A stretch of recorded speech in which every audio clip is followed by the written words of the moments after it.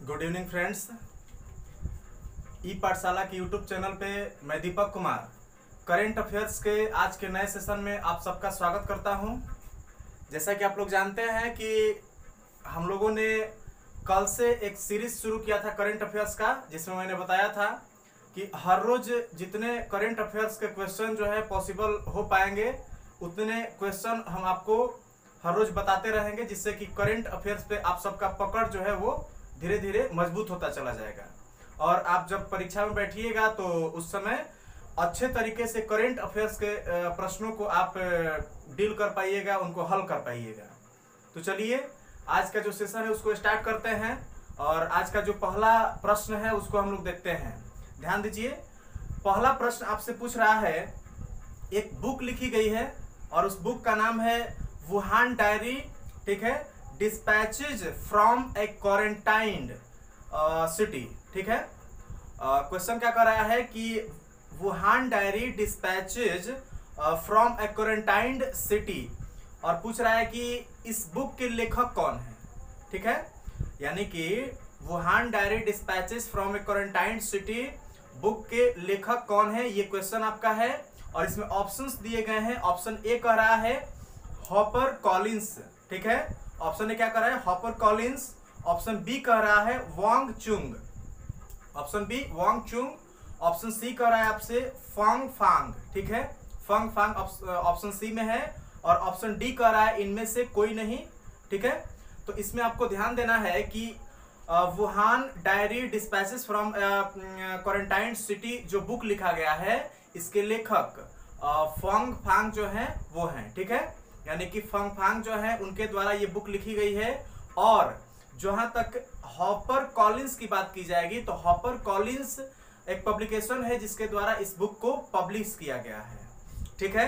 हम उम्मीद करते हैं कि ये क्वेश्चन आपको समझ में आ गया होगा। यानी कि इसका सही आंसर जो है वो क्या हो जाएगा जी, तो सी होगा।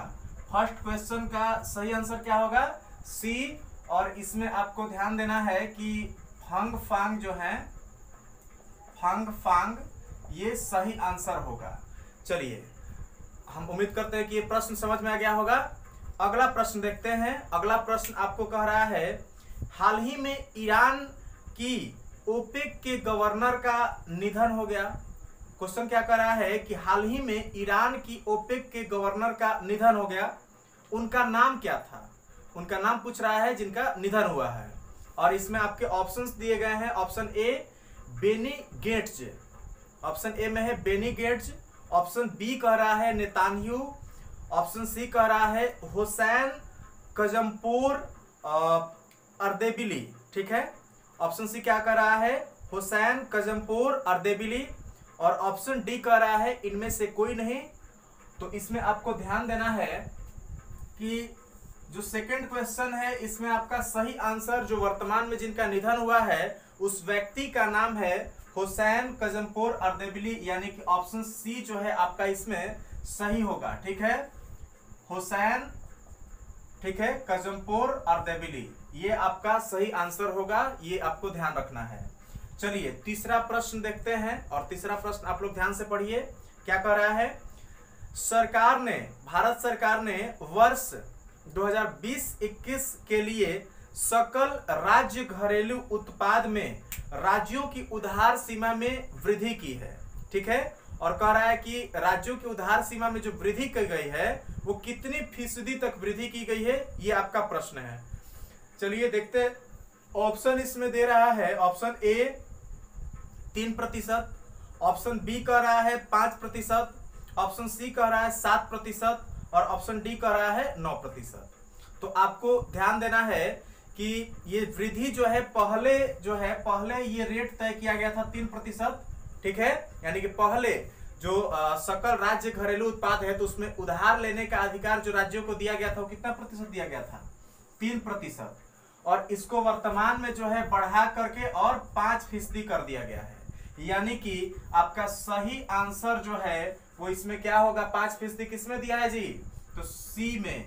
यानी कि तीसरा क्वेश्चन जो है, तो तीसरा क्वेश्चन का सही आंसर क्या होगा, 5%, ऑप्शन सी। चलिए अगला प्रश्न देखते हैं, चौथा। ध्यान दीजिए सब लोग। चौथा प्रश्न आपसे पूछ रहा है कि भारत में, ठीक है, भारत सरकार के द्वारा डिजिटल शिक्षा को बढ़ावा देने के लिए, भारत सरकार के द्वारा डिजिटल शिक्षा को बढ़ावा देने के लिए वर्तमान में किस ऐप की शुरुआत की गई है। यहाँ पे क्या पूछ रहा है जी, तो आपसे पूछ रहा है कि वर्तमान में भारत सरकार के द्वारा किस ऐप को डिजिटल शिक्षा को बढ़ावा देने के लिए यहाँ पे लॉन्च किया गया है। तो इसमें आपको ध्यान देना है, ऑप्शन दिया है, option A PM E Vidya, option A क्या है, पीएम ई विद्या, ऑप्शन बी कह रहा है पीएम ई पाठशाला, ऑप्शन सी कह रहा है आपसे पीएम ई लर्निंग, और ऑप्शन डी कह रहा है इनमें से कोई नहीं। तो आपको हम बता दें कि इसमें सही आंसर जो है वो आपका ए होगा, पीएम ई पाठशाला, सॉरी पीएम ई विद्या। पीएम ई विद्या जो ऐप है, जो पोर्टल है, इसको यहाँ पे शुरू किया गया है ऑनलाइन एजुकेशन को और जो डिजिटल लर्निंग है उसको बढ़ावा देने के लिए, ठीक है, ये ऐप को शुरू किया गया है। चलिए अगला प्रश्न हम लोग देखते हैं। कह रहा है, अगला प्रश्न, पांचवा प्रश्न आपसे पूछ रहा है, पीएम ई विद्या कार्यक्रम की शुरुआत किसके द्वारा की गई। क्वेश्चन क्या कर रहा है, पीएम ई विद्या कार्यक्रम की शुरुआत, प्रोग्राम की शुरुआत किसके द्वारा की गई। और इसमें आपके ऑप्शंस दिए गए हैं, option A Amit Shah, option B दे रहा है नरेंद्र मोदी, ऑप्शन सी दे रहा है निर्मला सीतारमण, और ऑप्शन डी कह रहा है रामविलास पासवान। तो आपको ध्यान देना है, ये स्कीम जो शुरू किया गया ई विद्या, ये निर्मला सीतारमण के द्वारा शुरू किया गया है, यानी कि आपका सही आंसर जो है यहाँ पे क्या हो जाएगा, सी निर्मला सीतारमण, सीतारमण, ये आपको ध्यान देना है, निर्मला सीतारमण इसका सही आंसर होगा। अगला प्रश्न हम लोग देखते हैं। अगला प्रश्न आपसे पूछ रहा है, ध्यान दीजिए, हाल ही में केंद्र सरकार ने जम्मू कश्मीर में उज्ज बांध परियोजना को मंजूरी दी है। जम्मू कश्मीर में एक बांध परियोजना पहले चल रही थी, उस पर एक रिपोर्ट तैयार करने के लिए भारत सरकार ने मंजूरी दी है, और कह रहा है कि जो जिस नदी पे बनाया गया है ये बांध, उज्ज बहुउद्देशीय परियोजना इस परियोजना का नाम है, और ये उज्ज नदी पे बनाया गया है। आपसे प्रश्न पूछ रहा है कि उज्ज नदी जो है ये किसकी सहायक नदी है। प्रश्न क्या पूछ रहा है कि उज्ज किसकी सहायक नदी है, और इसमें आपके ऑप्शंस दिए गए हैं, option A Jhelum, option B दिया है आपका रावी, ऑप्शन सी दिया है चिनाब, और ऑप्शन डी दिया है सतलज। तो आपको ध्यान देना है, इसमें जो उज्ज नदी है ये किसकी सहायक नदी है जी, तो ये रावी की सहायक नदी है, और रावी आपका ऑप्शन बी में दिया गया है, यानी कि इसमें ऑप्शन बी जो है सही ऑप्शन है। ठीक है, हम उम्मीद करते हैं कि ये 6 प्रश्न जो है बिल्कुल आपको समझ में आ चुके होंगे। अगला प्रश्न हम लोग देखते हैं, और अगला प्रश्न आपसे पूछ रहा है, सॉरी ये 7वां प्रश्न था, 6, ठीक है, 6 प्रश्न, 7वां प्रश्न आपका पूछ रहा है, ध्यान दीजिए। 7वां प्रश्न आपसे कह रहा है कि उज्ज बहुउद्देशीय परियोजना जम्मू कश्मीर के किस जिले में स्थित है। प्रश्न क्या पूछ रहा है कि उज्ज बहुउद्देशीय परियोजना जम्मू कश्मीर के किस जिले में स्थित है, और इसमें आपके ऑप्शन दिए गए हैं, option A Baramulla, option B दिया है कठुआ, ऑप्शन सी दे रहा है श्रीनगर, ऑप्शन डी दे रहा है लद्दाख। तो इसमें आपको ध्यान देना है कि ये परियोजना जो है, ये परियोजना शुरू की गई है कठुआ में, यानी कि आपके ऑप्शन बी जो है कठुआ, ये बिल्कुल सही ऑप्शन है। चलिए ध्यान दीजिए, हम उम्मीद करते हैं कि ये समझ में आ गया होगा। इसके बाद में जो प्रश्न बचे हैं उसको यहाँ पे हम लोग देख लेते हैं। चलिए अगला प्रश्न आपसे कह रहा है, ध्यान दीजिए, 8वां प्रश्न। 8वां प्रश्न कह रहा है 1 in a million, क्या प्रश्न दे रहा है कि 1 in a million प्लेनेट की खोज किस विश्वविद्यालय के वैज्ञानिकों के द्वारा की गई है। क्या कह रहा है प्रश्न कि